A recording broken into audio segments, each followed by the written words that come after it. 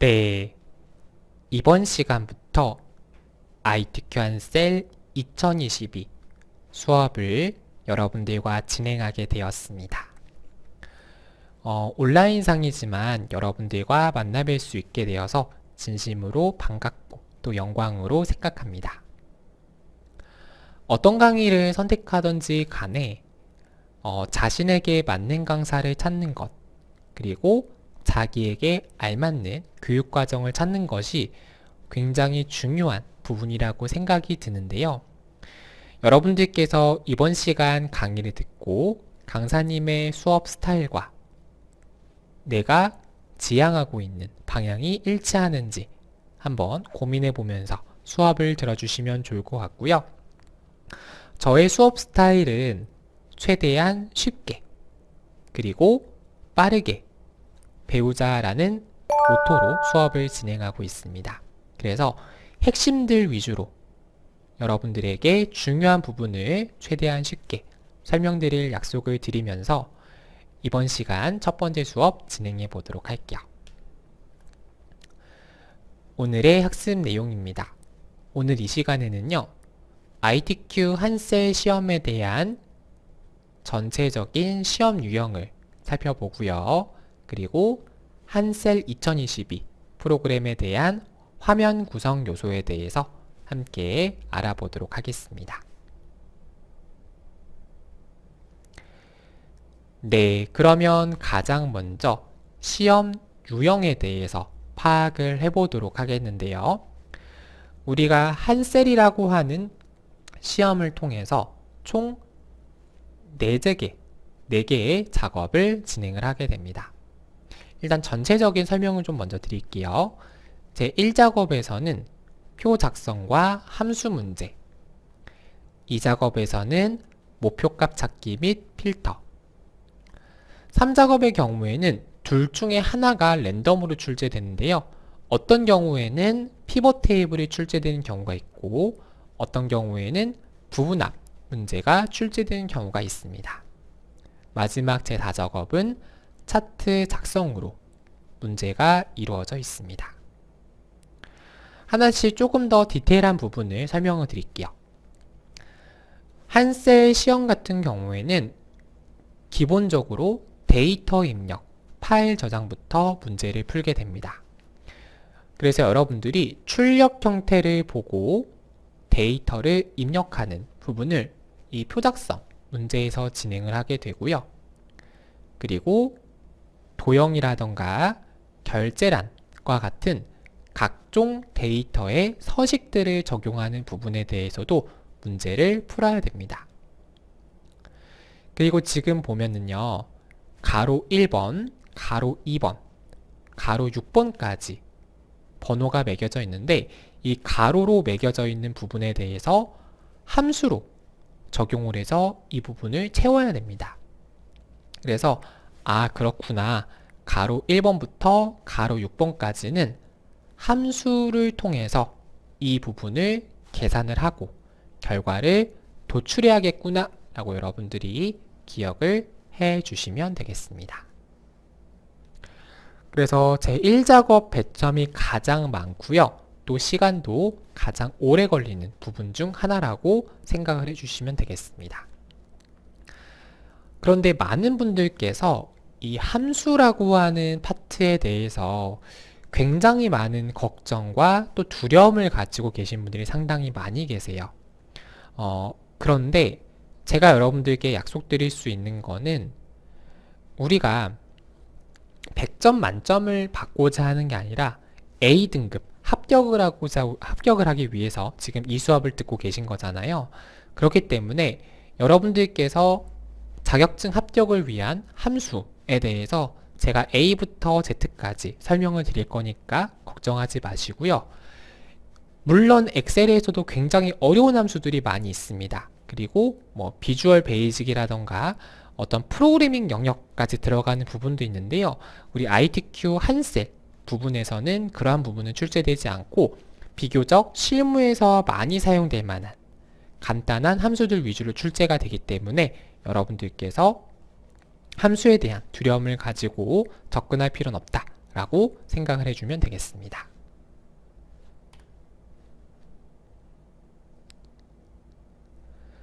다음 제2작업 목표값 찾기 그리고 고급 필터인데요.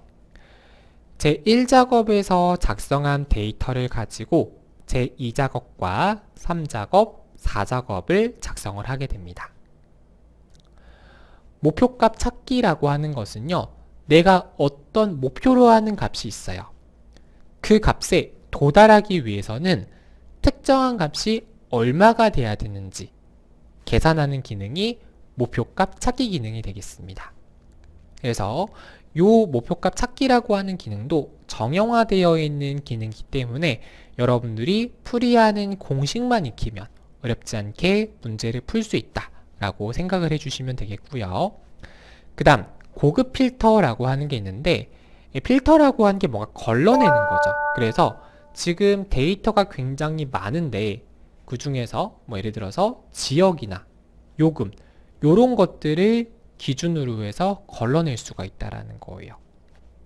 그래서 이러한 필터를 걸어서 자료를 추출하는 그러한 고급 필터 기능에 대해서도 함께 문제에서 출제가 됩니다.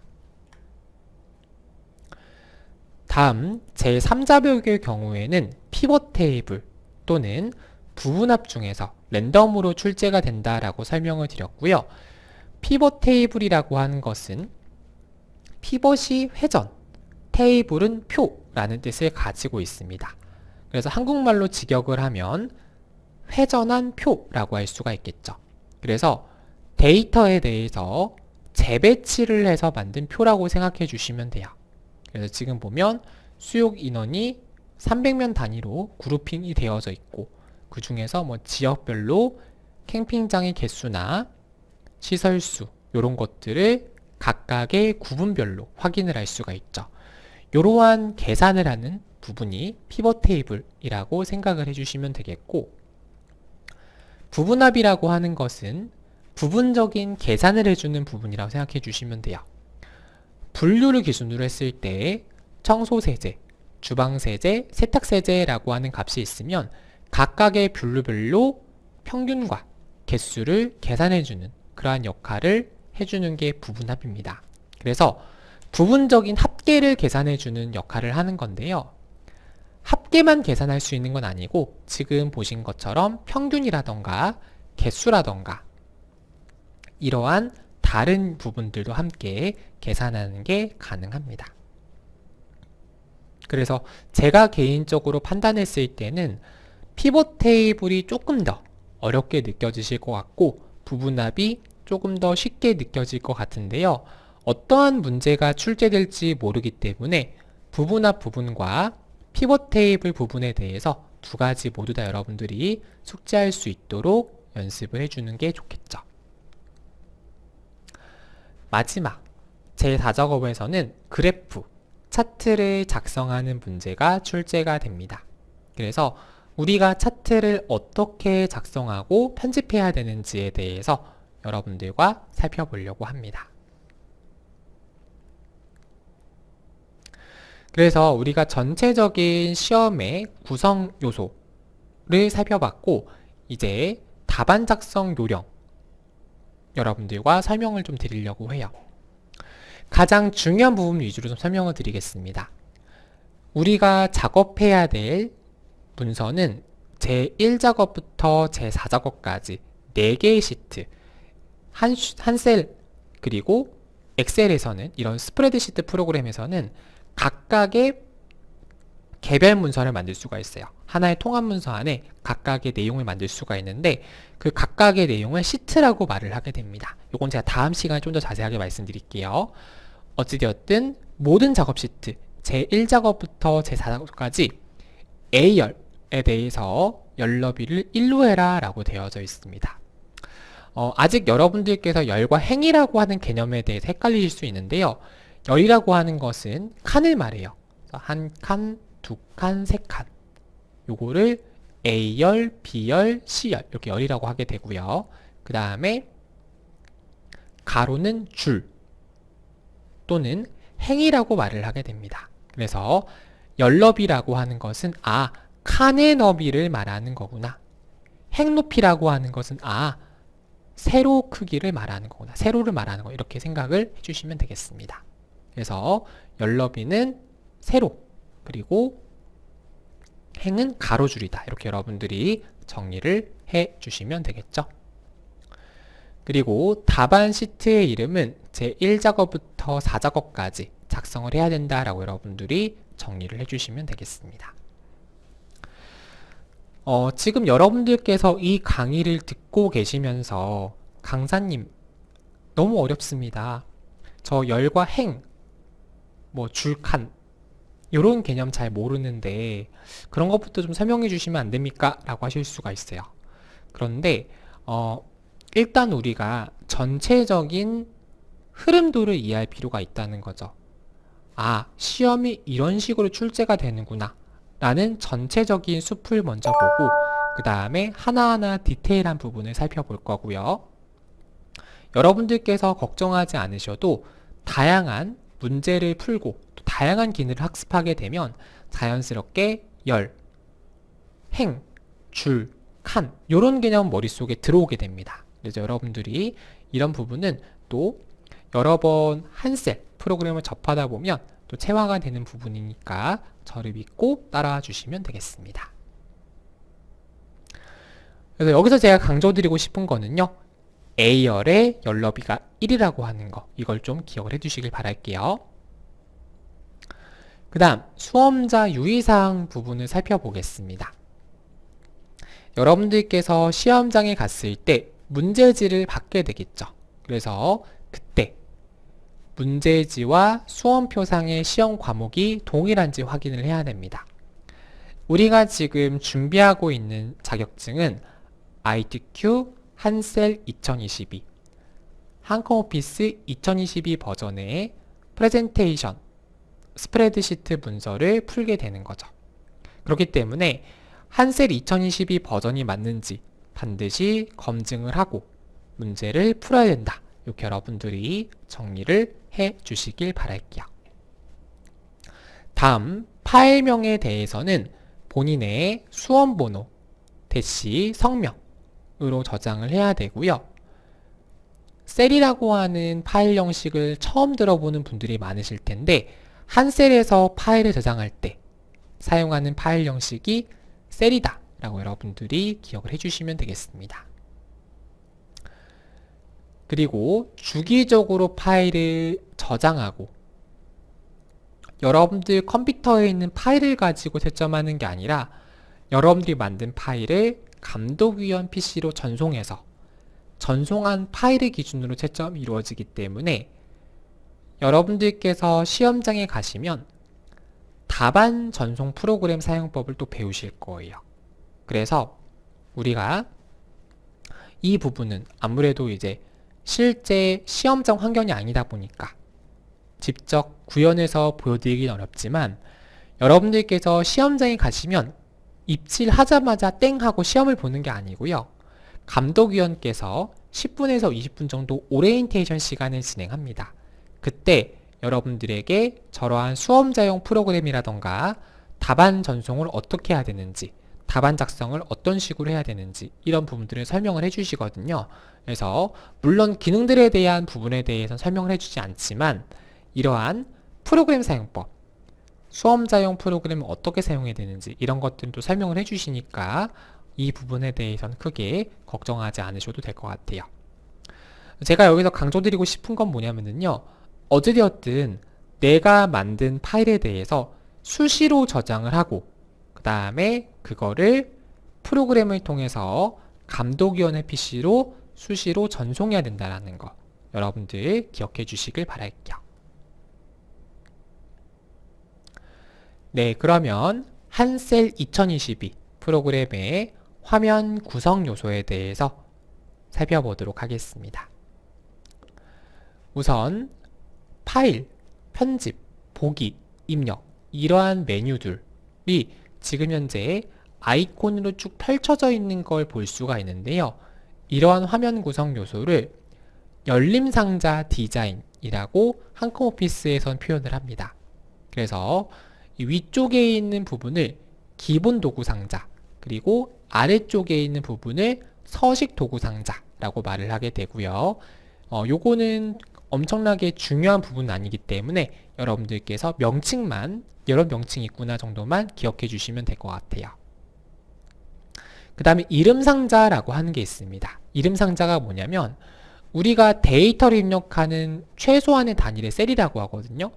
A1 셀, B3 셀, E의 6셀 이렇게 각각의 셀에 데이터를 입력을 할 수가 있는데, 이렇게 현재 어떤 셀에 위치했는지 확인한다거나 특정 셀로 이동하고자 할 때 이름 상자를 사용하게 됩니다. 제가 바로 한번 좀 보여드릴게요. 여러분들 개념을 이해하시기 좀 어려우실 것 같아서 제가 한 셀 프로그램을 바로 실행을 해 보겠습니다. 그래서 지금 보시는 화면이 한셀 2022 프로그램의 화면 구성 요소라고 생각을 해주시면 되겠고요. 파일 탭 같은 경우에는 백스테이지 보기라고 해서 메뉴가 쭉 아래로 펼쳐지는 이러한 드롭다운의 형태로 화면이 이루어져 있고, 편집 탭부터 도구 탭까지는 어떠한 메뉴를 선택했을 때 해당하는 명령들이 아이콘으로 펼쳐지는 이러한 열림 상자 디자인을 가지고 있습니다. 그래서 여기 보시면 기본 도구 상자 접기 펴기라는 메뉴가 있죠. 요거를 누르면 기본 도구 상자가 최소화되고요. 또다시 누르면 확장이 되는 것을 볼 수가 있습니다. 이렇게 해서 여러분들이 도구 상자 편집이 가능하다는 거 기억해 주시고, 지금 보시면 아래쪽에 뭐 파일을 새로 만드는 부분부터 테두리 설정하는 부분까지 다양한 부분이 있는데요. 이러한 서식을 지정하는 부분을 서식 도구 모음이라고 말하게 됩니다. 아래쪽에 있는 거 간략하게 설명을 드리면은요, 새롭게 파일을 만들고자 할 때 이 세문서 아이콘을 누르면 새롭게 한 셀 문서가 생성이 되고요. 두 번째 있는 아이콘은 불러오기예요. 그래서 저장되어 있는 파일을 가져올 때 사용하는 기능이 되는 거고, 세 번째는 이제 우리가 많이 사용할 파일 저장 부분이 되겠죠. 그 다음에 네 번째, 다섯 번째는 현재 작업 중인 파일을 인쇄하고자 할 때 사용하는 부분이 되겠고요. 그 옆에 있는 부분은 인쇄 미리 보기라고 해서 실제 출력할 내용이 어떤 식으로 보여질지 미리 보여지는 그러한 부분이라고 생각해 주시면 되겠습니다. 그래서 우리 시험에서는 뭐 인쇄에 관련된 부분이 출제되진 않기 때문에 요 아이콘이 인쇄와 관련된 명령이구나, 그 정도만 기억해 주시면 되겠고요. 그 다음에 어떤 작업을 실행을 했을 때 이전 상태로 되돌리고 싶다, 그럼 되돌리기를 해주시면 되겠고, 다시 앞으로 실행하겠다 이렇게 할 수가 있어요. 그래서 예를 들어서 내가 어떤 부분에 대해서 삽입을 하고 편집을 했다. 근데 이렇게 편집을 한 것을 잘못 편집을 할 수가 있겠죠. 또는 실수할 수가 있겠죠. 이럴 때 이전 상태로 롤백, 되돌릴 수가 있거든요. 그게 바로 되돌리기예요. 단축키 컨트롤 Z를 눌러도 이전 상태로 되돌리기를 할 수가 있습니다. 반대로 이 되돌리기를 한 거를 다시 취소하고 싶다. 그러면 다시 실행 컨트롤 Y라는 명령을 통해서 앞으로 가져올 수가 있습니다. 이렇게 해서 컨트롤 Z를 누르면 되돌리기가 되고 컨트롤 Y를 누르면 앞으로 간다. 이렇게 여러분 생각을 해주시면 되겠고요. 그 다음에 이제 글꼴에 대한 데이터에 대해서 뭐 글자 모양을 바꿀 때, 그리고 크기를 바꿀 때 사용하는 메뉴가 되겠고요. 글자를 진하게 하고 기울이고 밑줄을 긋고 취소선, 그리고 그림자, 글자 색, 데이터에 대한 내용 정렬, 뭐 채우기 이런 부분에 대해서 서식 도구 모음에서 설정할 수 있습니다. 그리고 아까 제가 간단하게 말씀드렸는데 데이터를 입력할 수 있는 최소의 단위를 셀이라고 말하게 되고요. 이러한 셀들이 모여서 하나의 시트, 문서를 만들게 됩니다. 그리고 이러한 시트 여러 개가 모여서 하나의 문서, 파일 저장되는 단위인 통합 문서로 저장이 되게 됩니다. 그래서 가장 작은 데이터 입력 단위가 셀, 셀이 모여서 시트, 시트가 모여서 통합 문서, 이렇게 이루어진다라는 거 기억을 해 주시길 바랄게요. 그래서 이름 상자를 통해서 현재 위치한 셀, 내가 현재 선택한 셀의 이름을 확인할 수 있고요. 또는 A1 입력하고 엔터를 치면 바로 특정 셀로 이동할 수가 있습니다. 이게 이름 상자 역할이라고 생각해 주시면 되겠고요. 그 다음 그 옆에 보시면 수식 입력줄이라고 하는 게 있어요. 요거는 말 그대로 수학식을 입력하고자 할 때, 함수를 입력하고자 할 때 사용하는 메뉴가 되겠고요. 또는 입력한 데이터의 값을 확인할 수도 있어요.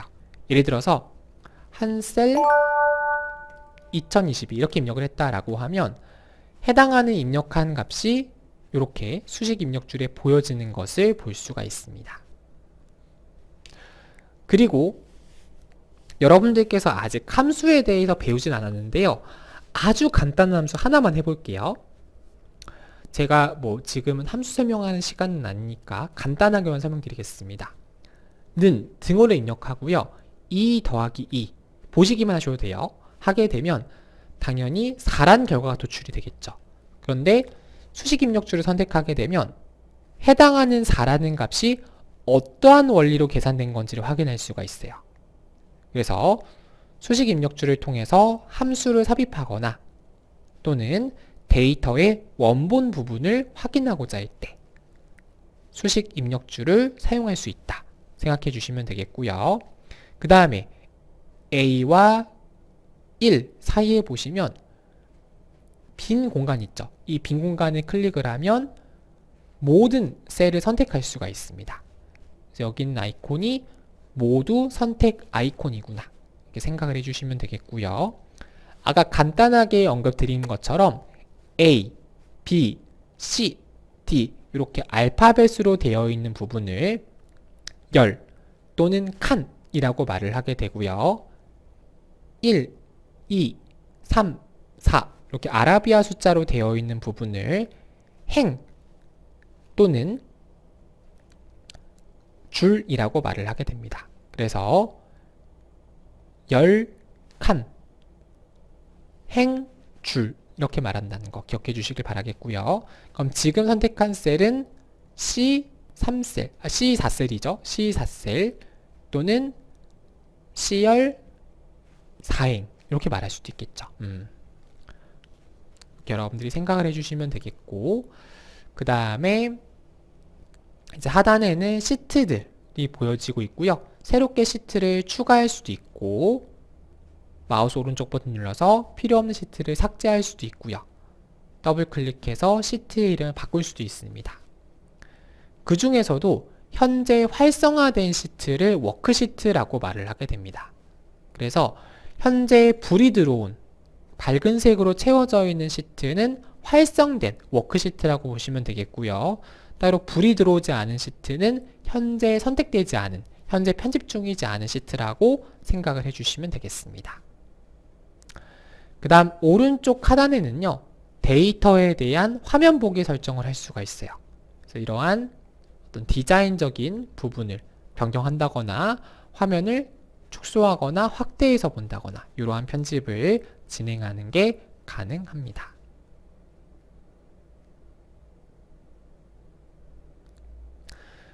그 다음에 데이터 설정을 할 때 굴림에 11포인트로 설정을 해야 됩니다. 다음 시간에 조금 더 자세하게 말씀을 드리겠지만 우리가 실제 시험장이다 라고 하면 시트를 일단 4개를 만들어야 돼요. 플러스에서 총 4개의 시트를 만들어 주시고 그 다음에 이 4개의 시트에 대해서 한꺼번에 글꼴을 변경할 수가 있습니다.